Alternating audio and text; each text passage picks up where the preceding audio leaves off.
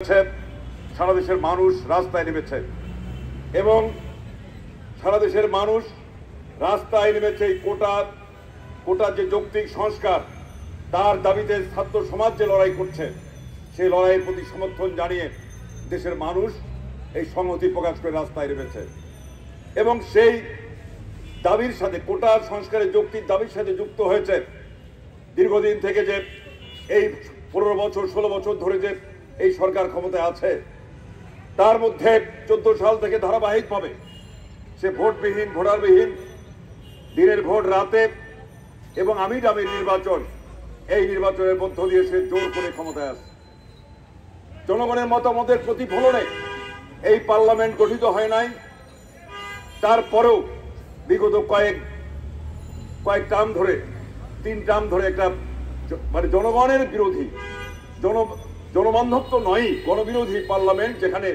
লুটেরা মাফিয়া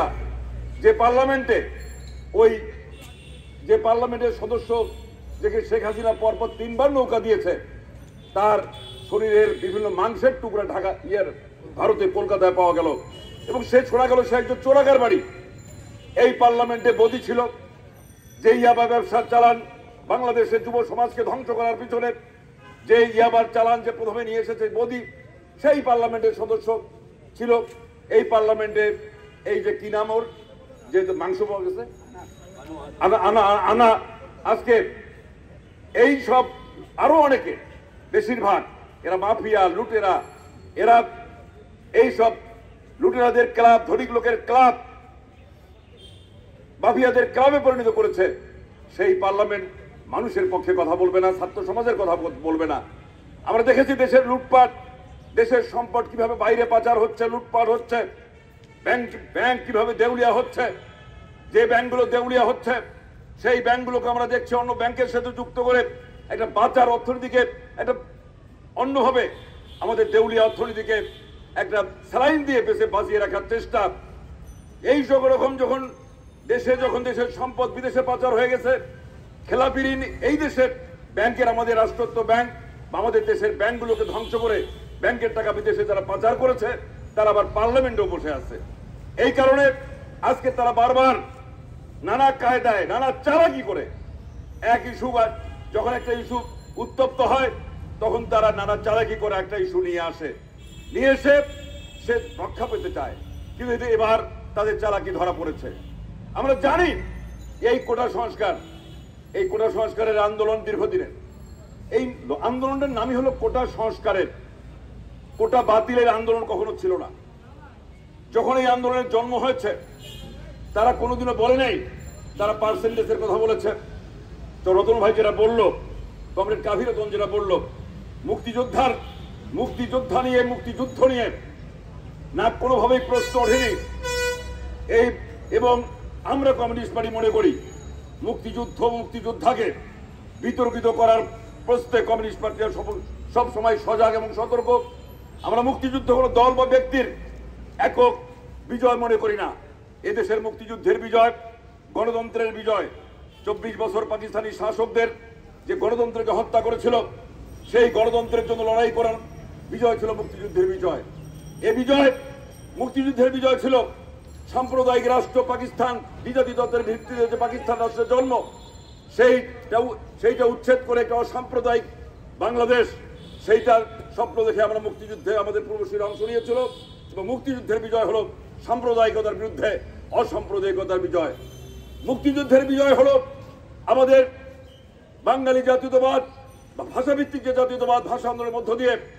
সেই জাতীয়তাবাদের বিজয় হলো মুক্তিযুদ্ধের বিজয় আর মুক্তিযুদ্ধের বিজয়ের মূল বিষয় ছিল গণবৈষম্য পুরো পাকিস্তান পশ্চিম পাকিস্তানের যে বৈষম্য 22 পরিবারের বিরুদ্ধে 22 পরিবারের কাছে যে সম্পদ পাকিস্তানের জনগোষ্ঠীর তৎকালীন পাকিস্তানের জনগোষ্ঠীর যে সম্পদ তার বেশিরটাই ছিল 22 পরিবারের হাতে তার বিরুদ্ধে যে লড়াই ছিল সেই লড়াইয়ের বিজয় ছিল মুক্তিযুদ্ধের বিজয় সে কারণে আমরা মুক্তিযুদ্ধের পরবর্তীতে আমরা যাত্রা শুরু করেছিলাম আমরা ঘোষণা দিয়েছিলাম এই রাষ্ট্রের চরিত্র হবে তার সংবিধানের মূল ভিত্তি হবে গণতন্ত্র বাঙালি জাতীয়তাবাদ ধর্মনিরপেক্ষতা সমাজতন্ত্র কিন্তু আজকে মুক্তিযুদ্ধের 53-54 বছর পরে দাঁড়িয়ে আজকে কোথায় কারা এই জায়গা থেকে সরে নিয়েছে আমরা জানি বাংলাদেশে অনেক স্বৈর শাসকরা ক্ষমতায় এসেছে, আমাদের সামরিক শাসকরা ক্ষমতায় এসেছে, কিন্তু শেখ হাসিনা তো এই ধারাবাহিকভাবে 15-16 বছর ধরে ক্ষমতায় জোর করে আছে, যেভাবেই হোক আছে।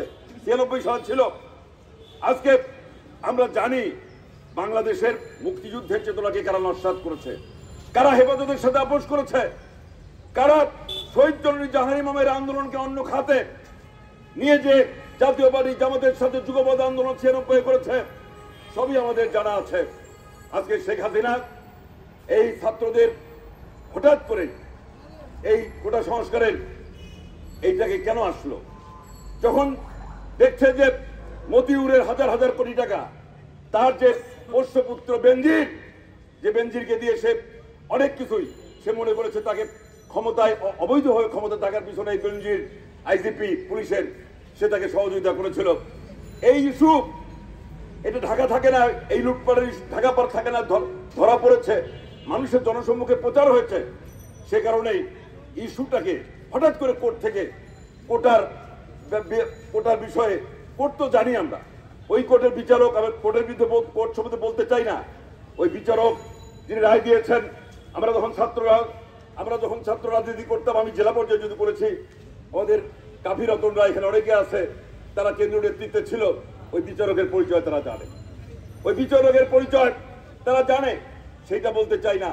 বিচারের ব্যাপারে আমাদের যদিও বাংলাদেশের মানুষ আর বিচার ব্যবস্থার প্রতি, এই সরকার বিচার ব্যবস্থাকে ধ্বংস করেছে। বিচারের প্রতি মানুষের শ্রদ্ধা, কোর্টের প্রতি যে মানুষের একটা শ্রদ্ধা ছিল, বিচার ব্যবস্থার প্রতি যে মানুষের শ্রদ্ধা ছিল, সেই শ্রদ্ধার জায়গা নষ্ট করেছে। এবং ওই যখন এই কোটার বিষয় যে রায়, কোনো কারণ ছাড়া হঠাৎ করে এই ইস্যুকে অন্যদিকে নিয়ে যাওয়ার জন্য যে রায়, আমরা মনে করি সেই রায়ে ফুসফুসে উঠল ছাত্র সমাজ। তারা কোটা সংস্কারের যৌক্তিক সংস্কারের দাবিতে লড়াই করলো, বিশ্ববিদ্যালয়গুলোতে, কলেজগুলোতে তারা লড়াই করে তুললো, এবং তারা বলল এইভাবে পার্সেন্টেজ থাকলে আমাদের যে বেকারত্ব, এই সরকার এই 16 বছরে কোনো বেকারত্ব ঘুচানোর কোনো কর্মসূচি নেননি।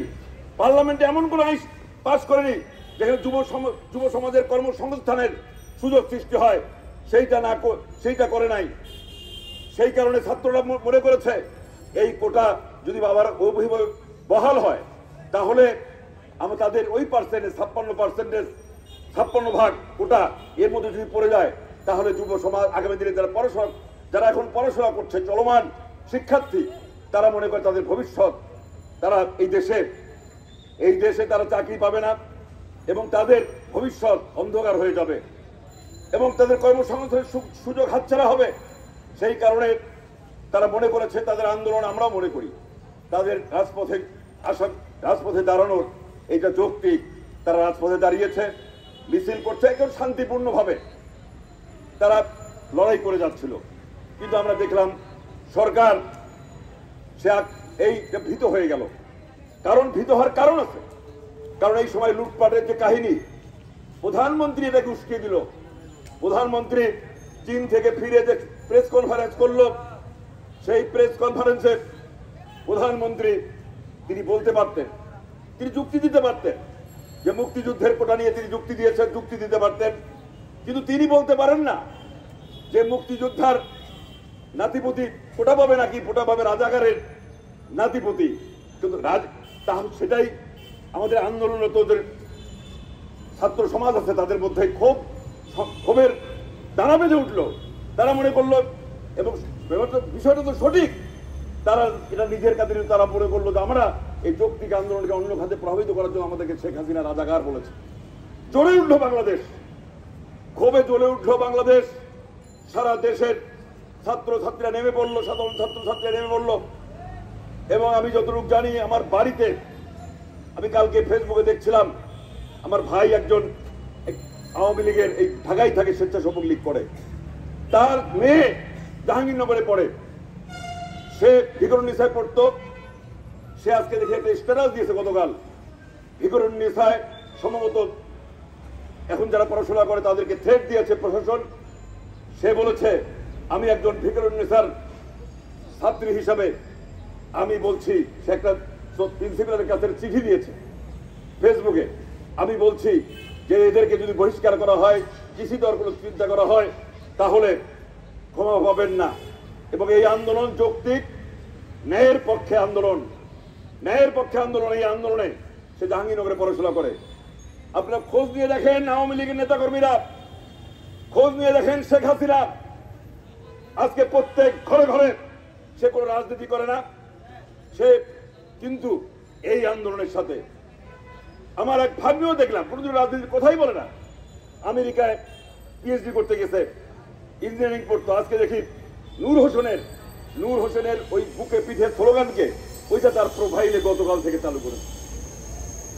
এর মধ্য দিয়ে একটা মেসেজ, যে আমাদের তরুণরা, তাদেরকে আমি কোনোদিন ওদের সাথে কোনো পলিটিক্যাল আলোচনা করার সুযোগ পাই নাই। ওরা যে ভিতরে ভিতরে এত কনসার্ট, সচেতন এবং দেশপ্রেমিক। আজকে দেখে যান শেখ হাসিনা, আপনি যেভাবে ঢালাও বলেছেন, প্রত্যেক ঘরে ঘরে একই খবর। আজকে প্রত্যেক ঘরে ঘরে তার সন্তানদেরকে ঠেকানো যাচ্ছে না, রাস্তায় নামছে। আজকে আবু সাইদ গতকাল জীবন দিয়েছে, 6 জন আরো জীবন দিয়েছে। কিভাবে দেখলেন যে পুলিশ এটাকে অ্যাভয়েড করতে পারত। যখন ঘটনাটা নিয়ন্ত্রণ হয়ে গেছে, আবু সাইদ একা বুক পেতে দিয়েছে। আমরা সামাজিক মাধ্যমে দেখলাম পুলিশ অযাচিতভাবে গুলি করে হত্যা করলো। এখনো কি সরকার থেকে বলা হয়েছে যে ওই পুলিশকে ক্লোজ করে গ্রেপ্তার করা হয়েছে? কোন চেষ্টা আছে সরকারের এই বিক্ষোভ প্রশমন করার জন্য? আমরা মনে করি কালকে যে হত্যাকাণ্ড, এই হত্যাকাণ্ড শেখ হাসিনার ওই উস্কানিমূলক বক্তব্যের কারণে আজকে এই হত্যাকাণ্ড সংঘটিত হয়েছে। শেখ হাসিনাকে বলি, আপনি সংবিধান লঙ্ঘন করেছেন। কারণ শেখ হাসিনাকে বলি, আপনি সংবিধানের যে সংবিধান লঙ্ঘন করেছেন। কিভাবে? আপনি যখন শপথ ভঙ্গ করেছেন, শপথ যখন ভঙ্গ করেছেন, কিভাবে আপনি শপথ ভঙ্গ করেছেন? আপনি বলেছেন যে আমি রাগ করে, প্রেস কনফারেন্সে বলেছেন আমি রাগ করে কোটা বাতিল করে দিয়েছি। তারা কোটা সংস্কার চেয়েছিল, মুক্তিযোদ্ধাদের কোটা মানে না, সেই কারণে আমি রাগ করে কোটা বাতিল করে দিয়েছি। প্রধানমন্ত্রী নিজে বলেছেন। এর মধ্য দিয়ে সেদিন তিনি শপথ ভঙ্গ করেছেন। আপনারা জানেন, প্রধানমন্ত্রী যখন শপথ নেয়, এমপি হিসেবে যখন শপথ নেয়, মন্ত্রী হিসেবে যখন শপথ নেয়, প্রধানমন্ত্রী হিসেবে শপথ নেয়, একটা কথা পরিষ্কার বলা হয়, আমি কারো রাগ অনুরাগের বশীভূত না হয়ে আমি রাষ্ট্র পরিচালনা করব, দেশ পরিচালনা করব।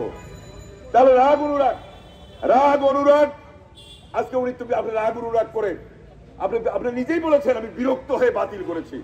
তারা চাইলে হলো সংস্কার, করলেন বাতিল। তাহলে আজকে শপথ ভঙ্গের দায়ে শেখ হাসিনার আজকে ইমপিচমেন্ট হওয়া উচিত।